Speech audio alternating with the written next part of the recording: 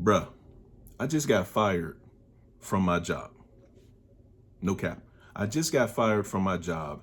And what makes it crazy is the fact that almost a year ago today, I published my first upload here on this YouTube channel. That video is entitled, "They Hate When You Go to Work, Do Your Job, and Leave." It's the most viral video on my channel.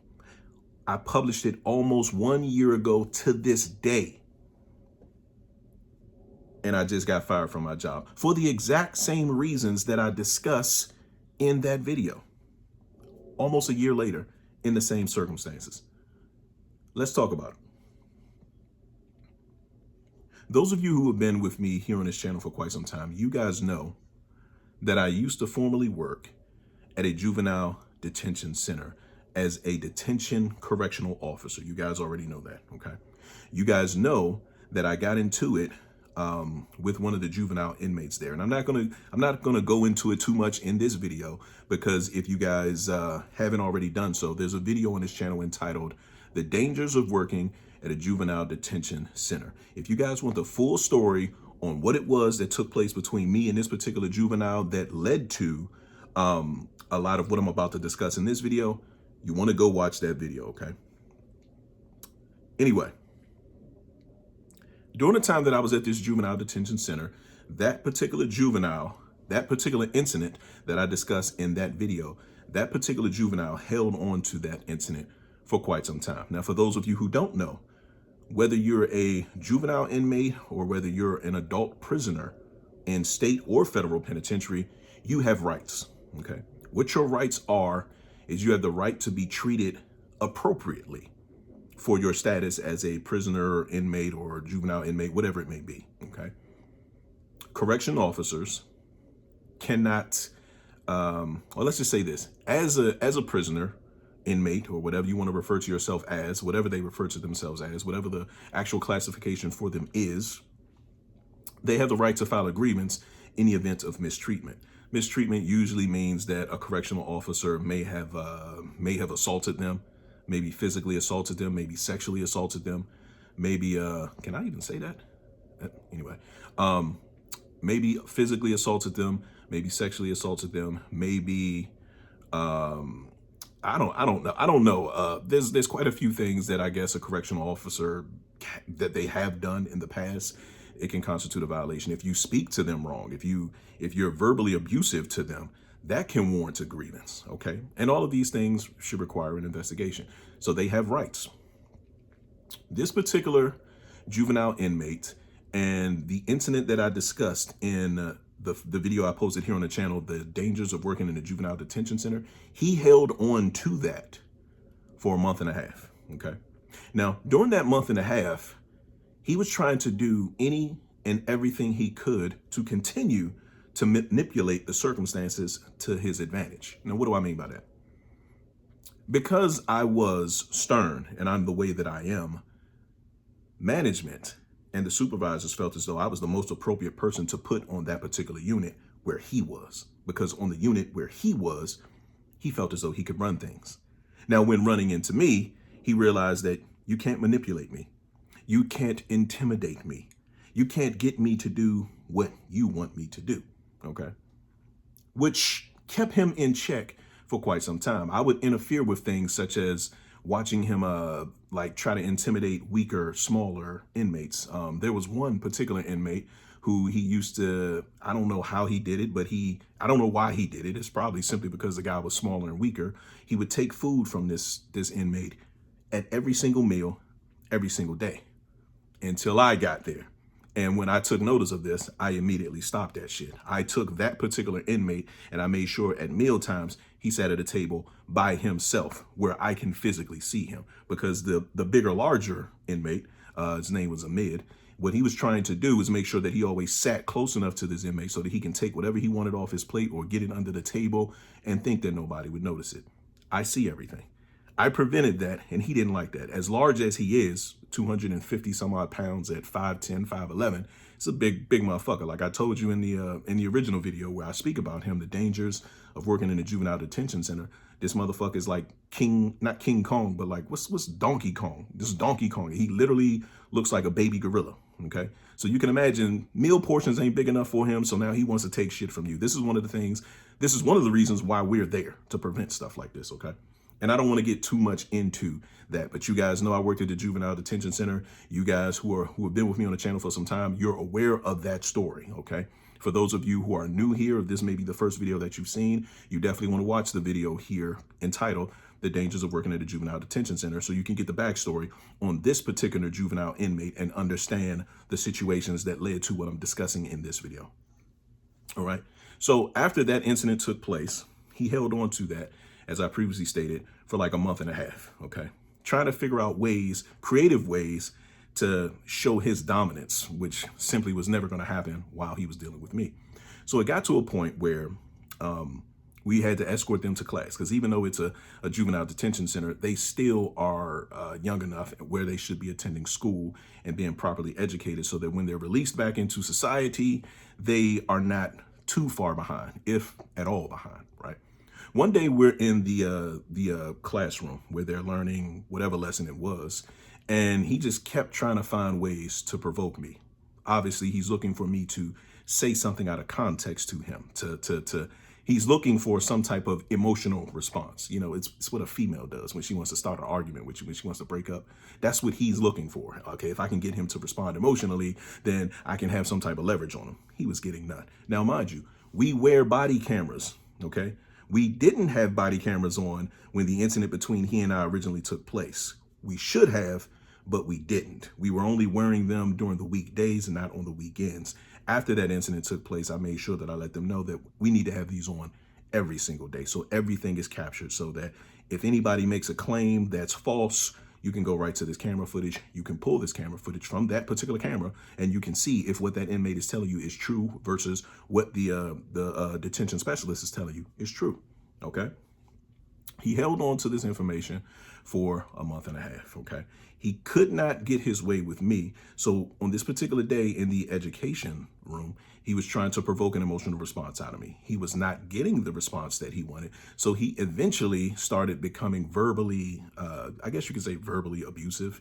I wouldn't call it abuse, because I'm a grown ass man. I can take whatever you can say. And at the end of the day, if I decide to respond to you, it's going to be way more vicious and cutting than anything that you're saying to me. Okay. So when he realized that he wasn't getting the response that he was looking for from me, he started coming up with more serious names. Southeast, man, nigga, you a bitch, man. I can't stand you, Southeast, man. Why the fuck are you here, man? Get the fuck off my unit, son. I don't need you here, and all of this shit. I'm just looking at him with like kind of like this smug look on my face, like, I know what you're doing, and none of that shit is gonna work. None of that shit is gonna get to me. You're gonna be dealing with me for the rest of this day. And you know what I mean? At least today, for sure. He calls for a supervisor. I want to talk to the supervisor. Tell the supervisor to come here. I want to talk to the supervisor. So I have a radio. I call the supervisor at his request, so the supervisor can come, because I'm sure that the supervisor is going to tell him the exact same thing I just told this little motherfucker, right? Supervisor shows up. He's like, yeah, you want to talk to me? And he's like, yeah, this nigga right here, man, he's a bitch, man. I don't fucking want him on my unit. Hey, yo, switch this nigga out and put somebody else over here. I'd rather deal with this other CO than deal with him. Supervisor, I let the supervisor know, hey, I'm gonna run to the restroom right quick, right? You're right here, right? So I step off, I go to the restroom, I come back, supervisor's like, yeah, I'm gonna have you go in the other classroom right here, and you can have him come to this classroom. And I'm looking at him like, for what? And he's like, yeah, you know what I mean? Because he I don't know what he talking about, man, but he's saying he want to switch y'all out because whatever's going on between you and him. So I don't want to have to do no extra paperwork. I don't want to deal with none of this shit. So I'm just gonna switch y'all out. So I'm like, are you serious? You know what I mean? Like, and this is when it dawns on me, this is the reason why this little motherfucker behaves the way that he behaves. You know what I mean? Eventually, me and the other guy in the other classroom switch out. So we change unit assignments, much to his satisfaction, because he feels like he has a better chance manipulating this particular CO to get what he wants than he does me, because he knows that shit ain't gonna happen with me. All right. Very next day, they put me back on that unit, right? Which means he's got to deal with me again. Or, yeah, I guess he's got to deal with me again. I ain't got to deal with him. He got to deal with me. And my ability to prevent him from doing things that he thinks he's going to do to other inmates. So we're back in the classroom unit again on the very next day. this time he's recruited a weaker, younger juvenile inmate to help him create, I guess, organized chaos that I guess they thought was going to fluster me. Like, he's not going to be able to deal with both of us causing all these problems at once. He's going to get frustrated. He's going to say this. That's not what's going to happen. You know what I mean? He was doing all of this shit, right? And realizing, once again, since he's not getting this response out of me and he's not being able to get me to say something to him so that he can run to management and complain, because they can file a grievance on you. Even if they provoke the situation, they can file a grievance. When he was realizing he wasn't getting that response, he decides, he looks at me like, man, Southeast, you know what? Today gonna be your last day here, man. You're cooked, man. You're gonna need to get out of here. You're gonna need, when you go home, you're gonna need to get on Indeed. You're cooked, yo. You're done. You know what I mean? And I'm sitting up here looking at this guy, again, still smug look on my face. I have no idea what he's talking about, nor do I care. I'm just ignoring everything that he's saying. He's being disruptive in the class. I'm just taking note of everything that he's doing, because everything that I'm writing is going to go to his probation officer, and they're going to observe how he's been behaving in the facility so that the judge can make some type of final determination about him.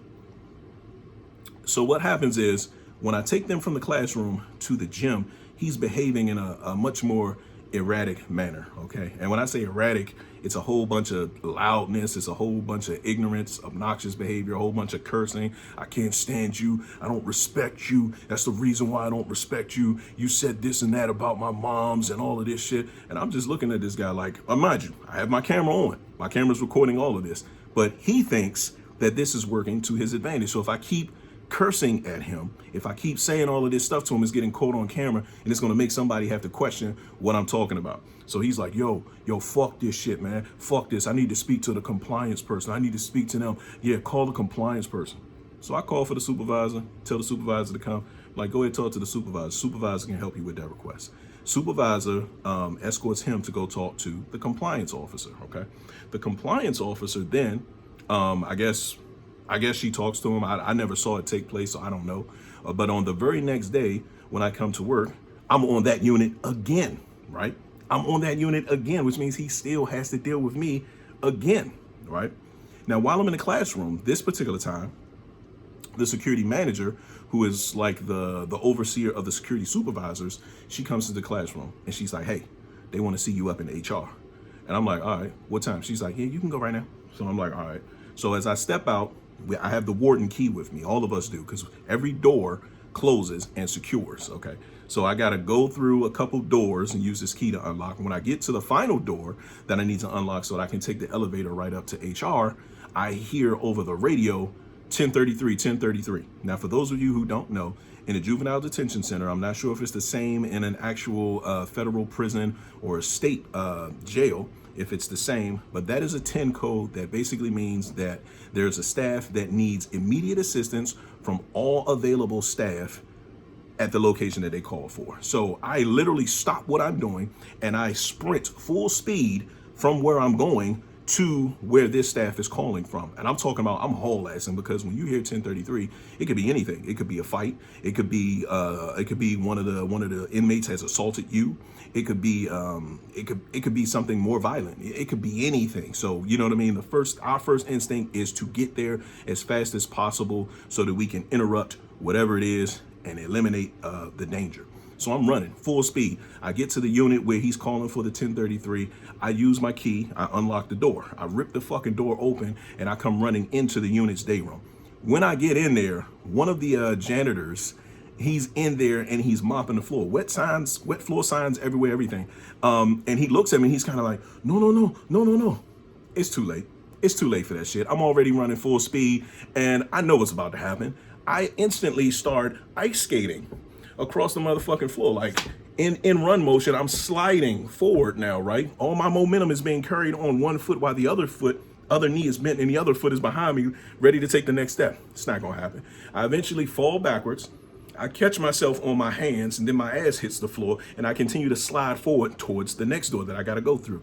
Once my body makes contact with the door, I stand up, use the key to unlock this door. This is the door that takes me into the back hallway where all of their rooms are and their showers are. So I come in the back hallway. I'm still sprinting because I know it's back here, so I'm trying to figure out what the fuck is going on. I get back there. I see another staff. He's one of the counselors, actually. So he's not a detention specialist. He's a counselor, so he works with their probation officers. I see him standing there, and he's in the middle of a doorway of somebody's room, cell, or whatever you want to refer to it as. So as I run up to him, I'm like, yo, what's going on? You good? I know it's not. I mean, I'm thinking first thing, if his door's open and he's standing in the doorway, this guy must have tried to assault him to get out of his room. I'm like, yo, what's going on? This motherfucking juvenile inmate in this particular room has taken the sheets off of his mattress, made a noose out of it, put it around his neck, and threatened to delete himself from the face of this earth, okay?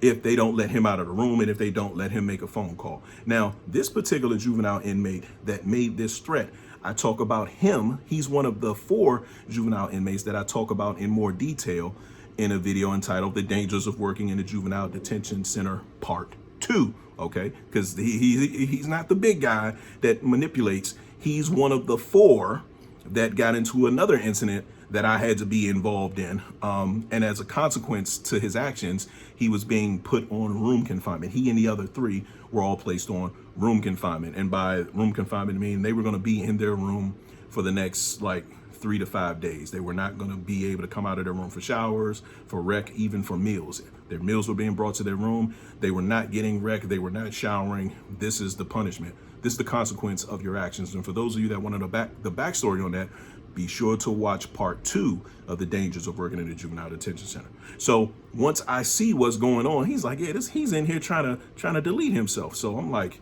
so he's like, at this time, he's already grabbed the sheets from him. He's like, here, take this. The sheet has everything in it that this guy could possibly use to harm himself. He's like, look, take this and you know what I mean? Just move it away. So once he gives me all of that and it's secure, by this time, the door to the back hallway opens up again, and everybody who is available, all the other staff, they come pouring in, like looking crazy. Everybody's rushing in, they're tripping and falling over each other. They're trying to get to this location as fast as possible because, like myself, they had no clue what the hell was going on when they came running back here. So I handed somebody else the sheet. I mean, the sheet with all the other belongings in it. And I was like, all right. He said, I mean, y'all can handle this from here. I got to go upstairs. So I make my way up to HR. I get up to HR. I'm sitting in the human resources office. There's the human resources manager. The security manager is with me. We walked in together. And there's this other young lady. She's sitting there at the table with a notepad. I come walking in, and we're waiting on the assistant director, okay? Because the director is not going to handle stuff like this. The assistant director comes walking in. And when he comes walking in, he came walking in probably about 5 to 8 minutes late because of the situation that was just taking place. He had to figure out what was going on and make sure that was properly resolved before he came. He comes walking in. And he's like, oh, what's going on, Mr. Rayhan? How you doing this afternoon? And I'm like, shit, I don't know. I'm in a human resources office, and I don't know why. And he's like, oh, no. I don't want you to think that because you're in the human resources office that every time we call you up here that it's a bad thing. That is not always the case. The only reason we're calling you up here is because we're going to be moving you from the detention center over to the group home program. And the reason that we're doing that is because the group home program is very short-staffed, and you are one of the few, if not the only, correction officer here that meets the minimum qualifications to work in that particular facility. And when he said this, I'm like kind of shocked because I'm like, why though? Like, I mean, I understand. I'm hearing that they're short-staffed, but I'm hearing I'm also the only one that meets the qualifications. But I'm like, when are they going to consider whether or not I want to go over there? And I literally just got into a really strong groove here, and now you want to move me somewhere else where I got to learn a whole new system and all of that shit. I'm not somebody who likes that. I'm very structured, organized, and disciplined. So I'm going to get in, I'm going to learn what I need to learn. I'm going to perfect that shit so that I can be the best at it. When you move me, it kind of interrupts the process, and then I got to start all over. That's how I'm thinking. This is how I'm feeling. Then he's like, yeah, don't worry. Everything is going to be the same. Your pay is going to be the same. The only thing that's going to change is you're not going to be on a law enforcement pay or the law enforcement schedule, which basically means that over there, that's considered a non-law enforcement schedule. So over here, you work 2 on, 2 off, 2 on, 2 on, 2 off, 3 on, 2 off, 2 on, 3 off. Every other weekend, you're going to be off. Every other weekend, you're going to work. You get one paycheck that's going to be 80 hours, regardless of how much overtime you did in that pay period. And then you're going to get your second paycheck, and that's going to have all the overtime you did in both pay periods. Over there, you're going to have a consistent schedule. You're going to have consistent days off, consistent days that you work. And your overtime, you're going to get that based on when you earn it. So any overtime that you earn during a pay period, you're going to get it on the same paycheck as that pay period. He was like, that's the main difference. And I'm just thinking, that sound cool or whatever, but I'm still a little bit uncomfortable with the idea because I don't know what to expect over here. You know what I mean? I know what to expect over here and I know how to adapt to it. But over there, I don't know exactly what to expect. I didn't have much say so because the group home still falls underneath of the same umbrella as a detention center. So they made the decision from the HR, so that's what it was. He was like, yeah, so tomorrow, you're going to finish out your shift here today, but then tomorrow you're going to report over to the group home program at this time, and this is going to be your point of contact. Here she is right here. And she's like, yeah. Do you have any questions for me? And I'm like, yeah, I get a lot of overtime over here. What's the overtime going to look like over there? Oh yeah, you're going to have plenty of opportunity to get overtime over here. It's a plethora of it. Like trying to assure me that whatever my concerns are going to be addressed. So I'm like, all right, I'll see y'all tomorrow then. I finish out my shift at the detention center, and then I head on over to the next morning. I head on over to the group home the following morning. I get there 7 o'clock in the morning. Now at the detention center, I work from 6 a.m. to 6:30 p.m. At the group home, it was going to be 7 a.m. until 5:30 p.m. Okay, which is slightly better. I mean, it's 10 and a half hours as opposed to 12 and a half hours. And I come in an hour later, but I'm leaving an hour earlier. So I'm like, okay, whatever. So I get there. And for the most part, the supervisor that I was supposed to be reporting to, he wasn't there.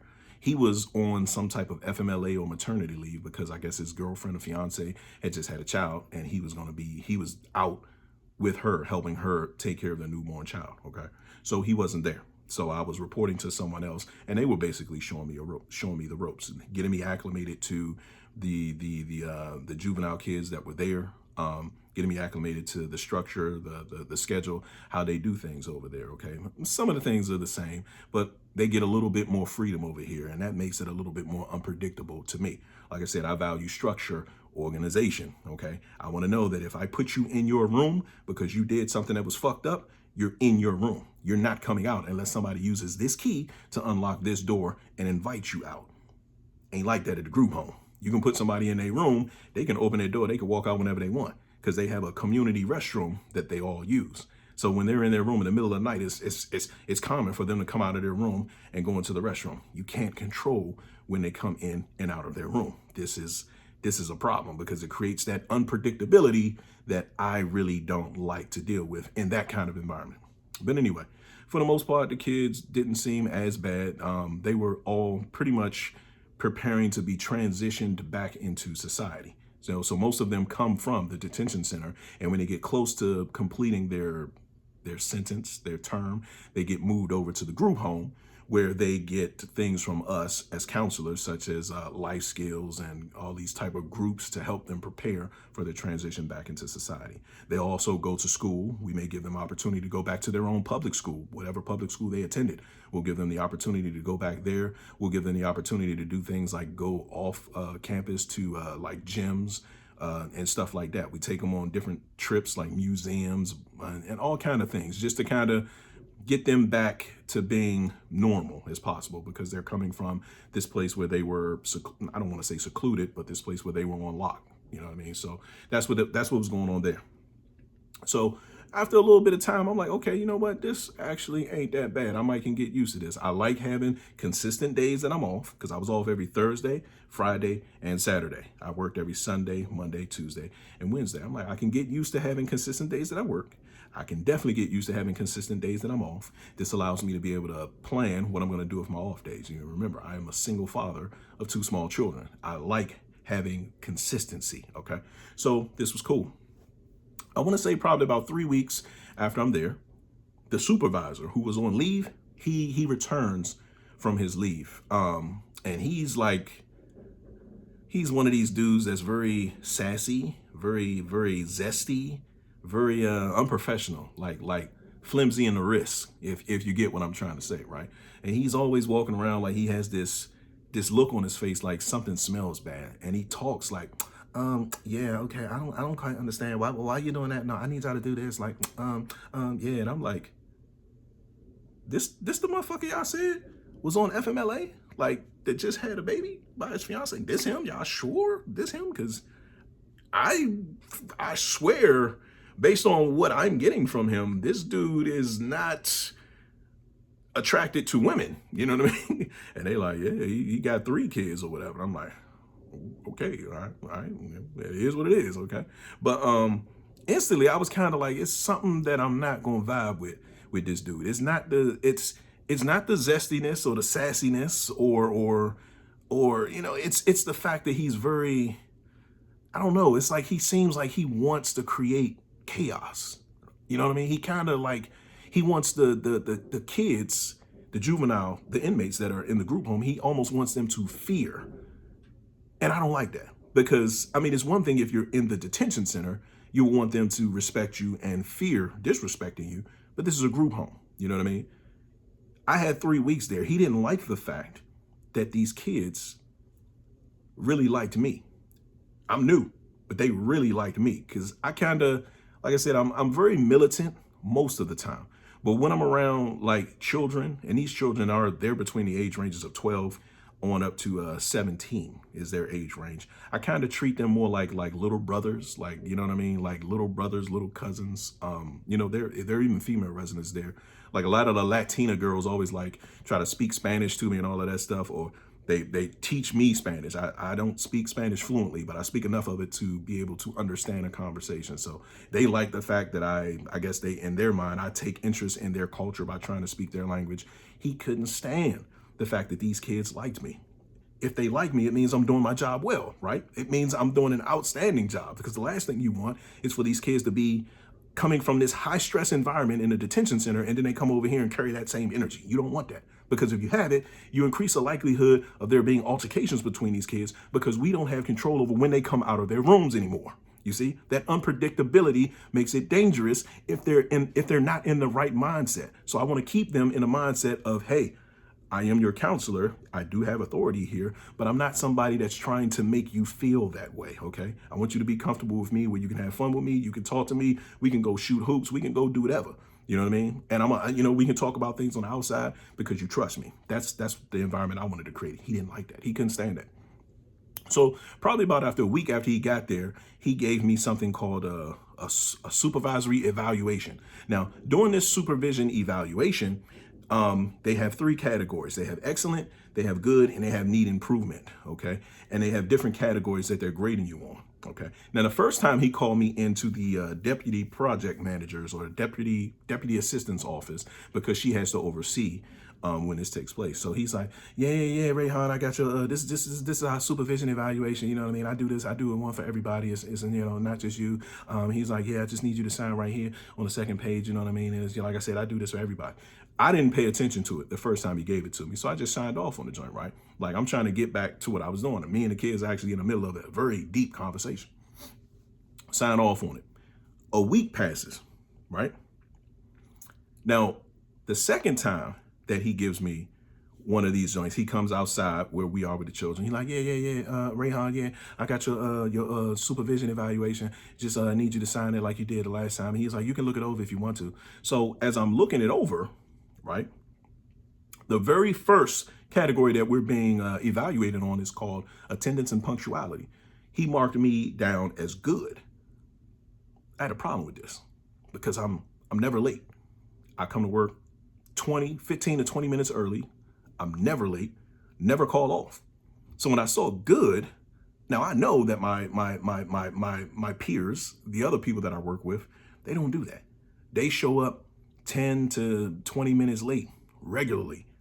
All of them, you know what I mean? Even him as a supervisor, he shows up 30 minutes to an hour and 45 minutes late every day, without fail. I've already clocked it. I've already peaked the habits of these people, right? So when I saw good, I'm like, yeah. Hold up right quick. Attendance, punctuality, and tardiness, you got me down as good. And he's like, yeah, I got you now. It's good. I'm like, nah, this joint should be excellent, bro. I ain't never been late. I'll never call off. You know what I mean? And he was like, yeah, you don't never be late. You do be showing up on time, but man, I don't give nobody no excellent. I don't mark excellent down for nobody. Fuck you mean you don't mark nobody down as excellent? Essentially, what he just told you is he is not going to recognize what you do better than anybody else. He's going to try to keep everybody, you and all of your peers, on the same level. Obviously, you know the reason why.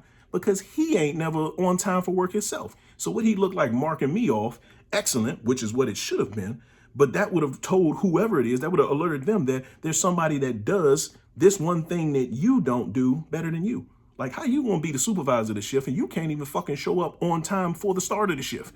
You ain't even there until almost 2 hours after your shift then started. That's a big fucking problem, right?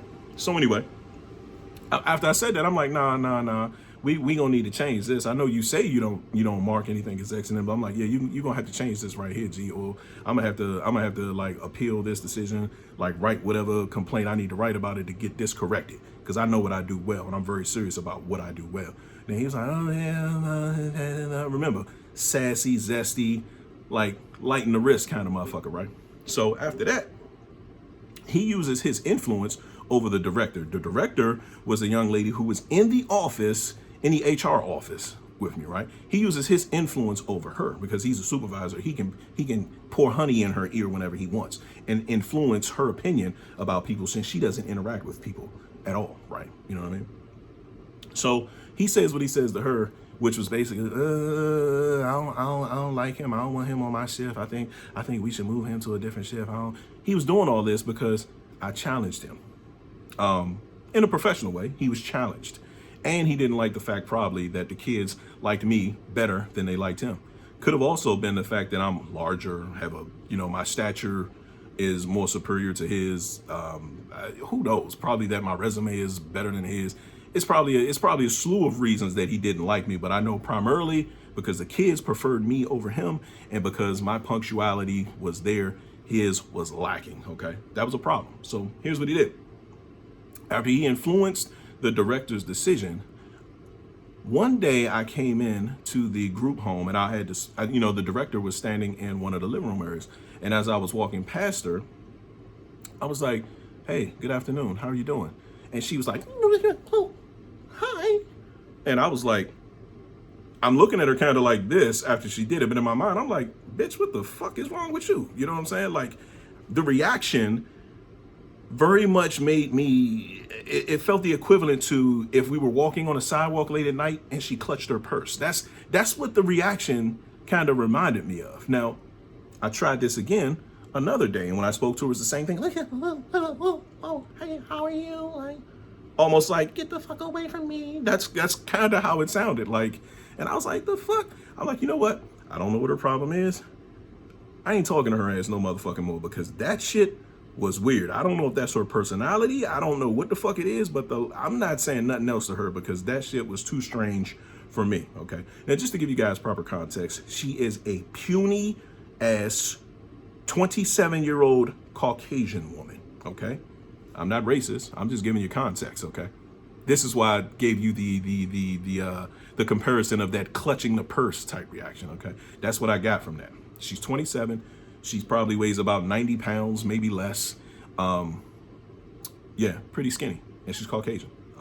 So yeah, I said I'm not going to say anything else to her after that, right?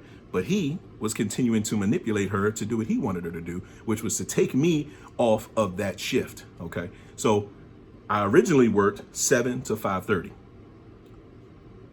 2 weeks after I got there, they gave me a shift assignment that I had to sign for, and it was going to be 12 p.m. to 10:30 p.m. And a month later, after he manipulated her, they called me into the office one day, and they got another shift thing, right?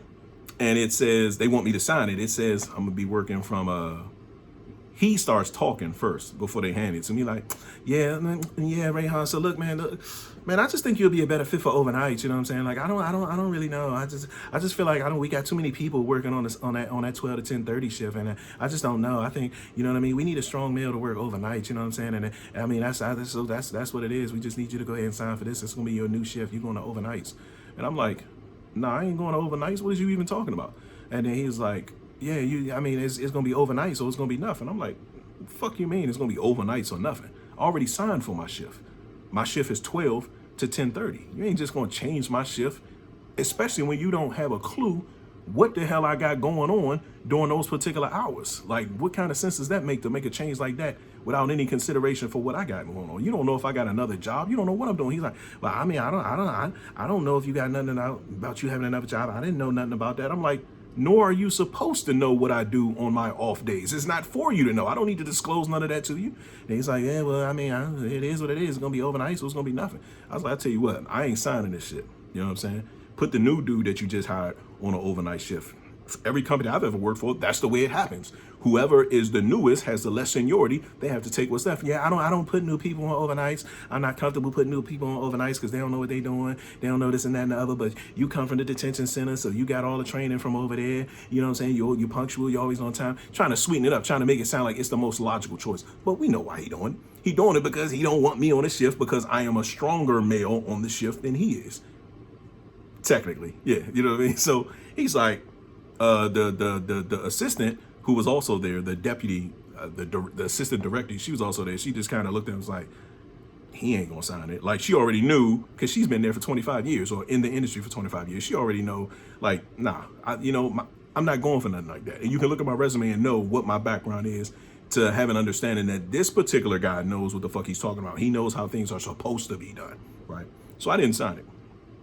That was on a Wednesday, okay? Remember, I work Sunday through Wednesday. I'm off Thursday through Saturday. So that Sunday, after that meeting took place, I got there at about 11:38 a.m., okay? Like I said, I'm always about 20 minutes early for my shift.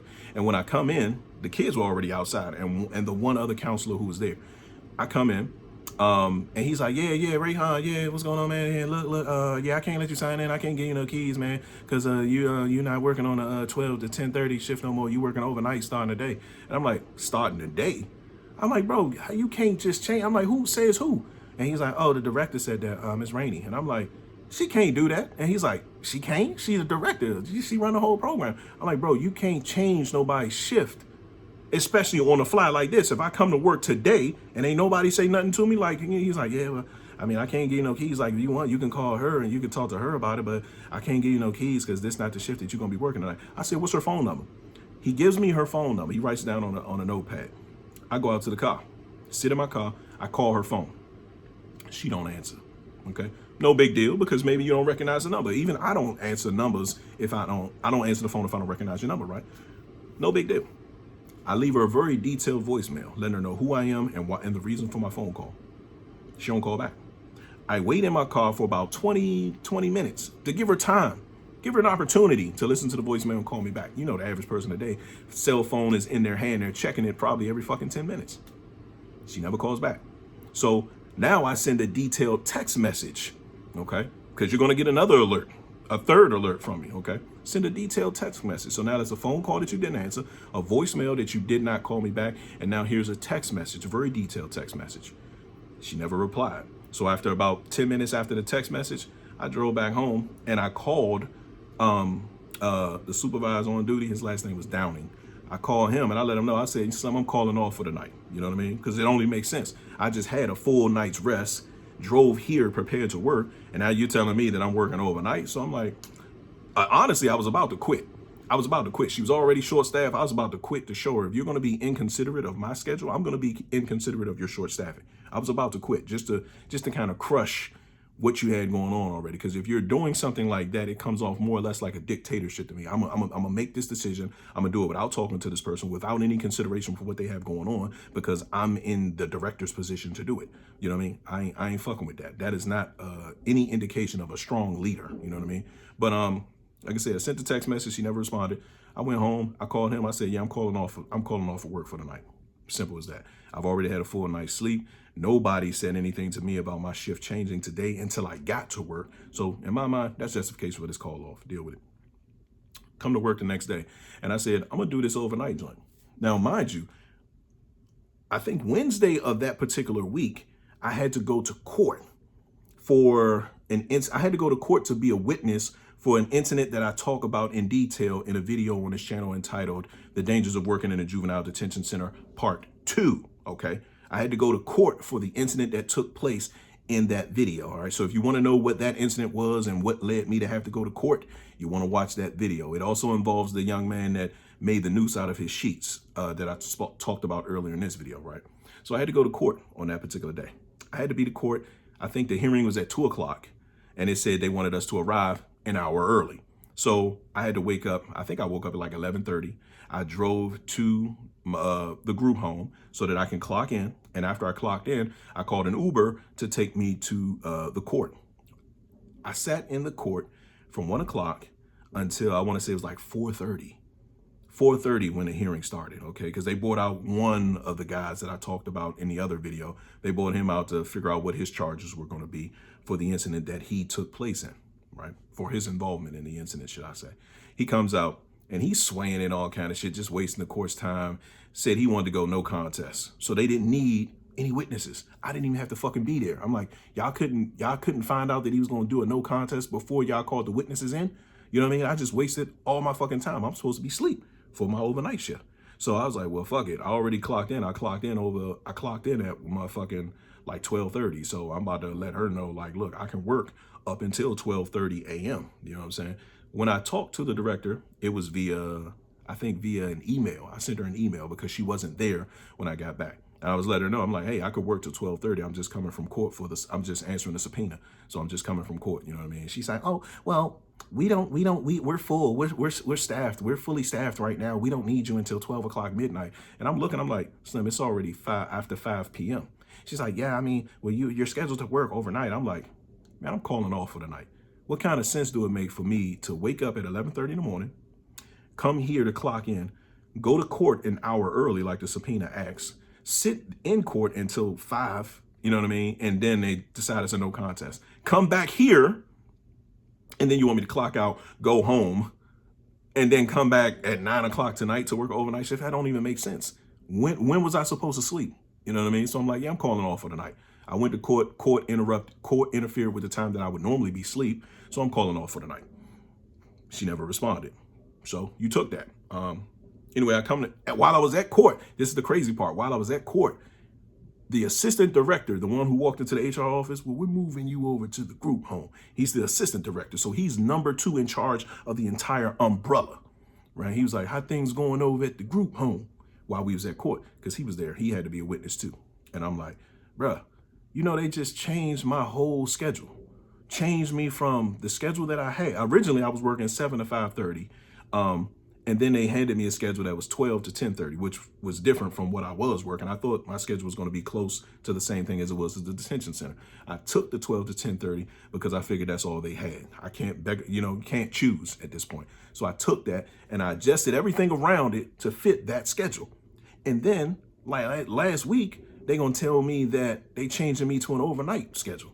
No consideration for what I got going on. They don't care how it conflicts with my life, what it interrupts, nothing.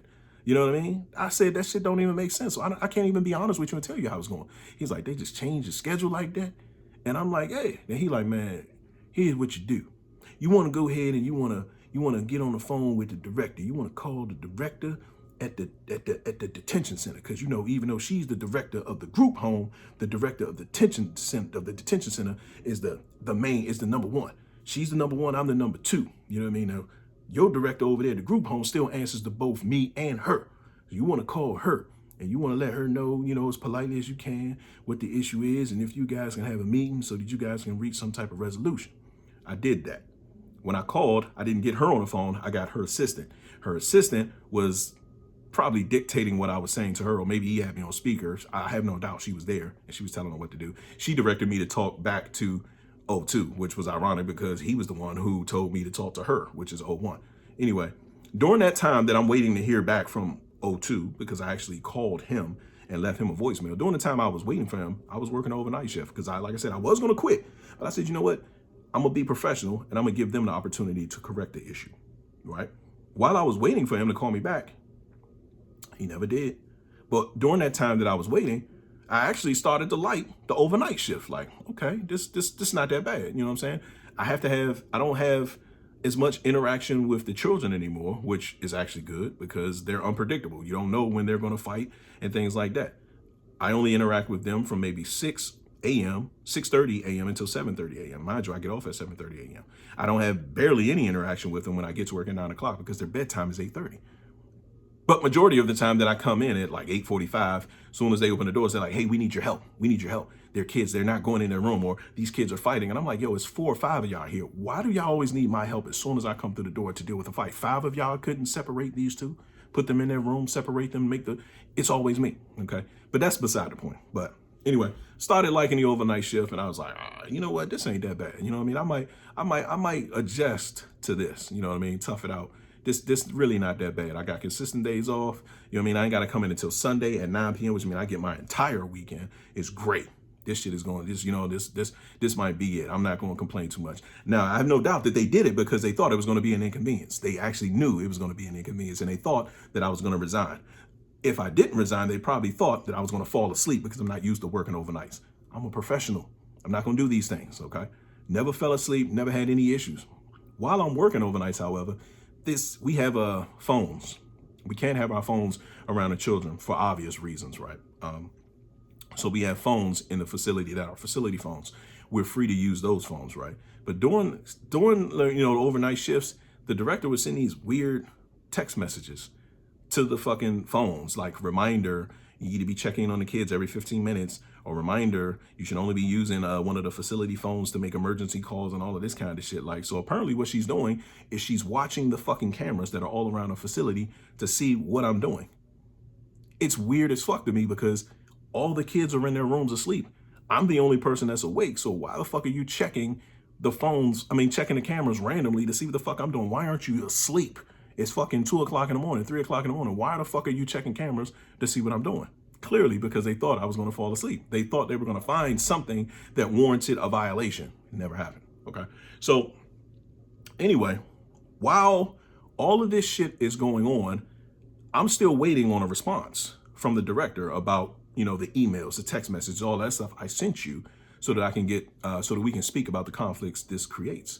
No response. And to me, that comes off very dismissive, very like, oh, I'm the director, you know what I mean? I can do whatever I want. And if you don't want to deal with it and you don't have to be here, I make all the decisions. Ha ha ha. That's the way it felt to me. Like and I've never liked that kind of energy from anywhere. Like when I speak, I want to be heard. I don't speak that much, but when I speak, I want to be heard. And if I'm bringing an issue to your attention, I need a resolution. Okay. And you're the one in the position to create that resolution. Let's do that shit. Nah, she never spoke to me, never returned any of my types of communication about it, which told me she don't really give a fuck about you. Whatever little zesty, sassy, little limp in the wrist supervisor and told her about you to shape her perception, it's worked. And now she feels the exact same way towards you that he does. The exact same way towards me that he does. Okay. So I'm like, I'm already knowing, like, you know what I'm saying? This is not one of them situations. You know what I'm saying? So anyway, what ends up happening is this past, after she did this, right, and never responded to those particular things, there came a few weeks ago, we had, at the end of 2025, the pay period had a bunch of holidays stacked into it because like there was some type of executive order that turned Christmas Eve into a federal holiday, turned December the 26th into a federal holiday. So you had the 24th, the 25th, and the 26th that were federal holidays. And obviously we know New Year's Day is a federal holiday, right? So I'm up here like, man, I'm about to make some bank. I work on Christmas Eve, I work on Christmas Day, and I work on New Year's Day, right? So I should have an extra 24 hours of holiday pay on top of my regular 80 hours, on top of the little bit of overtime I earn by coming in 20 minutes early every day. I get my paycheck. There's only 4 hours of holiday pay on my shit, right? Now I'm already like, why is it only 4 hours of holiday pay on my shit? I came in on Christmas Eve. I got off 7:30 in the morning on Christmas Day. And I came in on New Year's Eve and got off at 7:30 in the morning on New Year's Eve. That qualifies me on all three. So I send an email. To the payroll person, which happens to be the HR administrator. I send her an email about the pay discrepancy, and I describe to her what I just described to you guys, the dates, the times that I worked on each one of those days, and how much holiday I'm supposed to receive as a result of it. The HR person is the only recipient on this email. 3 days, she did not reply. And then on the 4th day, I finally get a response. But the response is from the director. The director, the one that I spoke to, and she's like, oh, hey, hi, how are you doing? She's the one who responded to the email. And I'm like, why the fuck is she responding to an email about a payroll discrepancy? I sent it to the HR person, and she was the only recipient on it. Why is the director responding to this? That means that the HR person either didn't know what the fuck she was doing and went to ask the director about it, or the director said, send that email to me and let me respond, which again creates another fucking problem. Like, because why do you have your hands in every fucking pot when you've already hired these people to delegate different assignments to? She responds and she's basically telling me, oh, you don't qualify for holiday pay. In order to qualify for holiday pay, your shift needs to start on the holiday. You can't end on the holiday. And I'm like, nah, I don't think that's right. So I went to the employee manual, opened it up, and I cut and pasted what the employee manual basically says. And it says that in order to qualify for holiday pay, you simply have to work on a holiday. Because I work overnight, my shift starts on one day and it finishes on the next day. But majority of my shift always takes place on the next day. I may work from 9 to 12 p.m. to 12 a.m. on this day, but the rest of my shift, the other fucking 7.5 hours, always take place on the next day.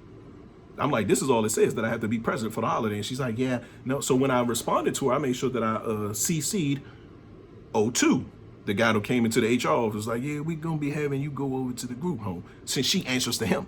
Now, when you do that, it creates accountability and it forces you to respond, because she never responded to this day. She's never responded to any complaint that I had about them changing my shift. Like, I don't have to. Now, on those emails, I didn't CC anybody. That was from me to you. But now I read that and understood that, oh, she thinks she doesn't have to respond because she's in this position. So let me make sure every time I communicate with her that I CC somebody above her. So now it creates accountability, because if you don't respond now, then I can reach out to that person like, hey, did you receive my email on this particular date where I try to communicate with this person about the issue? They haven't responded yet. And now they're going to open their email, they're going to see it, and then they're going to reach out to you and be like, why haven't you addressed this? Why is this person calling me about an email that they sent you a week ago, 2 weeks ago? Why haven't you responded? She understands what I'm doing. Okay, I've been doing this shit for too long. So when I CC'd her my response with the cut and paste from the employee manual saying that, and I CC'd him on it, then she responds. And she's like, yeah, no, it needs to start on the day, and trying to stand firm on what she's saying, despite the fact that the employee manual ain't even supporting it, right? And she's like, yeah, and from now on, because she noticed that I CC'd him, from now on, you want to utilize your chain of command, which means you need to talk, if you have an issue, you need to talk to your direct supervisor first, then you need to talk to the deputy director, and only speak to me if necessary. Bitch, the fuck is you talking about? Only speak to you if necessary. The only fucking reason that I'm talking to you at all in this email is because you responded to it. I didn't fucking send the email to you. I sent it to the payroll person. Why the fuck am I going to ask you, the director, an issue about payroll? You don't even fucking do payroll. Yet you're the one responding to it. And then you're talking about use the chain of command. Bitch, I never wanted to talk to you about payroll in the first fucking place. You feel me? You know what I'm saying? So she talking about this use the chain of command bullshit. And I'm like, yo, like my patience is weighing thin. It's weighing thin as a motherfucker at this time, because she keeps playing these games. And I don't know if she's doing it because she's 27. Maybe it's because she's young and inexperienced, or she's doing it strictly because what the supervisor who was limping her wrist told her about me. Like, oh, man, I don't like him and this and that and the other. And she just adopted that shit. So now she's trying to treat me in a manner that he was. So anyway, this is what happened. This past weekend, if you live on the East Coast of this country, there was a major cold front and snowstorm, okay? Now, if you work in a detention center or even in a group home setting, you are considered an essential employee. So what happened is, during this snowstorm, mind you, remember, I'm off Thursday, Friday, and Saturday. The snowstorm started Saturday night. I want to say probably like around midnight, if I remember correctly, because I was up watching UFC 324, which was Justin Gaethje beating the brakes off of Paddy Pimblett. I'm watching the UFC, and I remember looking out my window occasionally to see if the snow was going to start, because I didn't think it was going to be that bad. Maybe it was going to snow for that amount of time, but I didn't think it was going to be that bad. I saw the snow start to fall, and I looked out the window. I'm like, man, that shit it's kind of catching, it's kind of sticking, but it ain't going to be bad. Anyway, it's going to be about 4 o'clock in the morning. Look out the window, and I see it is indeed sticking. It's starting to cover cars up, but it still don't look like it's going to be that bad. Mind you, I'm used to being up overnight now. I'm used to being up anywhere from 7 p.m. all the way up until noon the following day, sometimes even a little bit later than that, right? So it gets to be like 6 o'clock in the morning. I get my snow brush and my shovel. I go out there and this shit is stuck. This shit is all over every car. This shit is on the sidewalks. You don't even see the fucking pavement, right? So I go, I grab my shovel, my brush. I go out there. I clean my car off while the shit is soft. I clean my car off. I shovel all the snow from around it, from off both sides and out front of it. And now I'm just waiting on them to come through and plow and salt the roads, because I know I still got to be to work tonight. This was Sunday now, Sunday morning now. I know I still got to be to work tonight. So I reach out to my supervisor. I text his phone, his personal phone. And I'm like, yo, did everybody make it into work today? And he's like, yeah, you know, everybody's here. And I was like, that's crazy, because I don't even see the pavement out here. Then he was like, we know most of us are staying at nearby hotels that the company paid for. And I'm like, nearby hotels? That explains why everybody showed up at work today. When did hotel bookings take place, and why did nobody contact me about a hotel booking? Of everybody that works there, I'm the one who lives the furthest away. You know what I mean?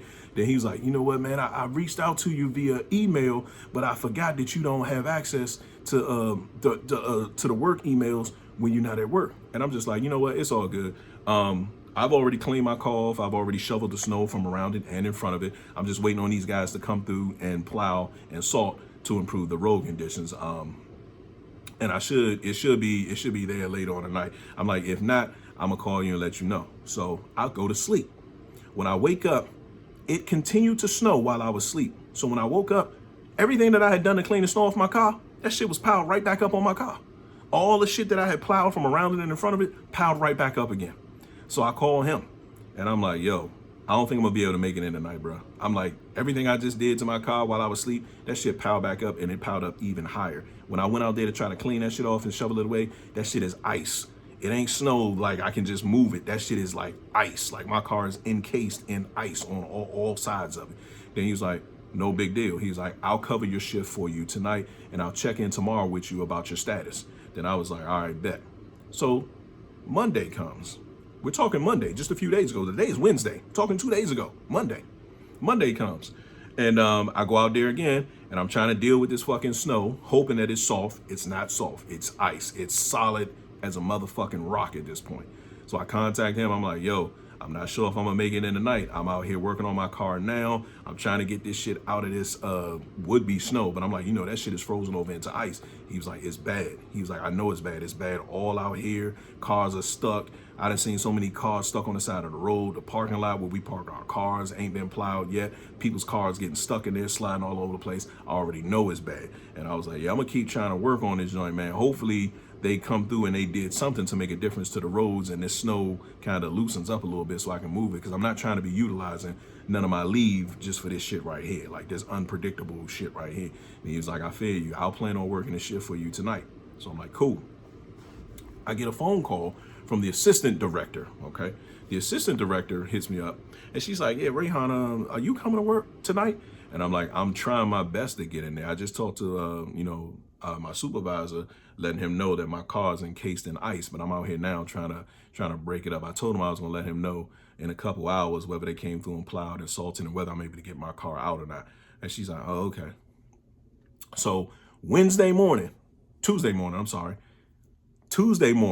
I wake up, I go out there, and my car's still encased in ice. But what I started doing was I took my mop bucket out there, filled it up with hot water and some boiling hot water, and I did that like 5 or 6 times and just kept pouring it all around my car to melt some of the ice, to loosen it, and to get it to break up so that it'd be easier for the shovel to dig through it. During that time, there were these 2 Latino guys. I guess they're maintenance men in the complex. They were walking through and they got salt. And I'm like, y'all got some of that extra salt I can put around my car? They're like, which one is your car? I'm like, this one right here. I was like, man, it's been stuck in this ice for 2 days. I got to get to work. And they was like, no, we're going to try to push it from behind it. Just start it up and step on the accelerator. We're going to get behind it and push it. So they got behind the car, started accelerating. I stepped on it, and they pushed it far enough over the ice that was up a little bit too high. Car went right over top of that joint. Parked my car in a different spot, and they was like, yeah, man, there you go. And I'm like, yo, y'all little motherfuckers strong as shit. You know what I mean? They laughed it off, and I'm like, bet. Now that my car's out of that spot, I know I can get to work tonight. So I sent a text message to the assistant director and to my supervisor. I'm like, yo, I'll be in work tonight for sure. Finally got my car out of that ice with the little emoji with your arm flexing. I just sent them that joint, right? But I saw another text message pop up on my phone saying that rodeo, something called your rodeo delivery is on its way or some shit like that. I'm like, rodeo? What the fuck is coming to me from rodeo? Where's this from? So I clicked on a link that popped up in the text message and it said that something was coming from the group home and it was coming to me. And I'm like, what the hell is coming from the group home? So I called the number and I was like, can you tell me who the hell it is that's sending me something? And it's like, it looks like it's coming from a Mrs. Rainey. I'm like, yeah, I know that because I saw that it's coming from the group home. That's the director of the group home. But I'm trying to figure out, what is she sending me? What is it? What store did it come from? Is it like a fucking shovel or something like that? Because that ain't what the fuck I need. Like, you know what I mean? If she's gonna send me something, send me a fucking ice pick or some shit like that. This was before I went out there and actually got the Latino guys to help me with my car. So he's like, I don't know. It just says it's a decrement. I'm like, the fuck is a decrement? He laughed because he didn't fucking know, right? So we get off the phone and it's showing me what time he's supposed to arrive or whatever. So I look up the word decrement and the definition is saying something like to make less, to cut, and all of this shit. I'm like, fuck, is this about to be like a pay decrease or some shit like this? Because I don't know what the fuck. It's the first time I've ever heard the word decrement. And I'm a pretty smart brother. The first time I ever heard the word decrement. So I'm Googling what the fuck is a decrement? Why would your job send you a decrement and all of this kind of shit, right? So I go to sleep because the motherfucker hadn't arrived. I go to sleep so I can get my rest and be prepared to go to work tonight. When I wake up and go back to my phone, not the assistant director didn't respond to my text, nor did my supervisor respond to my text. But I saw another text saying your rodeo delivery has arrived and it's been signed for by Rayhan. And I'm like, shit, I didn't sign for nothing. What the fuck is this? So I open my front door. There's an envelope leaning against my front door from the group home addressed to me. So I open it up and it says, this is your formal letter of termination of employment from the group home program. Your termination is being based on the fact that you were negligent and that we are essential employees and you did not show up to work on the 25th or the 26th, and you did not notify anybody and let them know of your absence. And then all of these different things that were cited, right? And I'm sitting up here like, termination? The fuck? You know what I mean? And as I'm looking over all of these different offenses that she's saying that I committed, I'm like, what do you mean I didn't notify anybody? I've been in communication with my direct supervisor the whole time. It's like your absence created shortages and we had to adjust coverage and it impacted coverage and all of this shit. I'm like, but it didn't, because overnight there's only one person staffed. It would either be me or my supervisor. I would work Sunday. On Mondays, it would be me and my supervisor. On Tuesdays, it would be me and my supervisor. On Wednesdays, just me. And on Thursday, Friday, and Saturday, it's just him. You know what I mean? I'm like, what the fuck is she talking about? You only need one person to cover it. And he's acknowledging that he was going to cover it. She don't fucking know this though.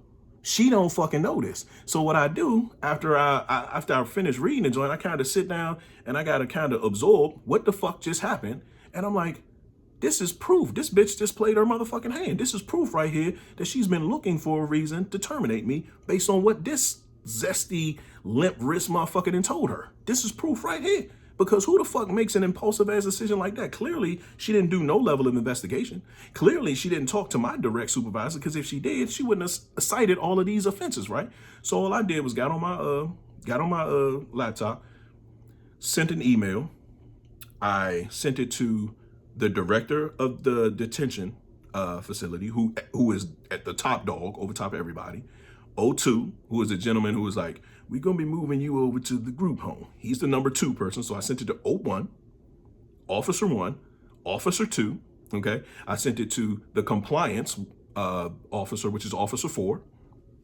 And then I CC'd the director of the group home, the assistant director, my supervisor, and the HR person who was the payroll clerk. I CC'd all of them. And I basically was like, I received a letter of termination today. And the letter explains that the reason for the termination is based off of absences that took place without proper notification to a supervisor. This is far from the truth. Pictured below, you can find written communication in the form of text message between myself and my direct supervisor regarding my status on the dates in question in the letter of termination. Is it possible that we can arrange a meeting to discuss the miscommunication that took place? Now, today is Thursday. I haven't gotten any response from these people as of yet. But the fact of the matter is, this bitch actually was so quick to want to fucking terminate me based on what the fuck he said. Now, mind you, I left this part out. And this may play a big role in why she reacts the way she reacts when I speak to her. Oh, hi, how are you doing? She's from Huntsville, Alabama. Now, you guys know about the Deep South and how people of the lighter hue react to people of the darker hue, right? This is me not saying the obvious, but you guys are intelligent enough to figure it out. Yeah, so that's what happened. That's how I got fired from my job. Yeah. What's today? Thursday? This is how I got fired from my job 2 days ago. Updates coming. Do remember to like, share, comment, and subscribe. You know what I'm saying? We're going to try to publish this video in a different way to see if it can get more reach than they have been getting as of lately. So if you guys are new to the channel, I definitely invite you to subscribe if you enjoyed this story time. I want you to also tap that notification bell so you'll be notified immediately when my next video uploads. And for those of you who have been with me here on the channel for some time, I do offer a channel membership that gives off exclusive perks such as early access to new videos, badges, and all that other kind of stuff. It's not expensive. It's not designed to break a leg. It'll cost less than your next trip to 7-Eleven. So there you have it. I'm the real Rayhan. Do remember to like, share, comment, and subscribe. I'm going to see you guys in the next one. Peace.